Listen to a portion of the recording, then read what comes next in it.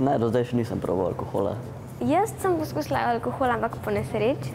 Enkrat se mi je zgodilo, da sem ga poskusil tako, ker sem mislil, da pijem bezgov sok. Alkohola še nisem nikoli poskusil in me tudi ne mika. Polnoletnim ne bi smel biti dostopen, ampak ga po mojem lahko dobijo tudi tisti, ki niso na nek način. Mislim, da če hočeš priti do alkohola, da se pač da. Alkohol je lahko dostopen preko starejše osebe. Predvsem mislim, da pijejo ljudje alkohol zato, ker se jim zdi to kul, ker jih mogoče to, ne vem, pomirja.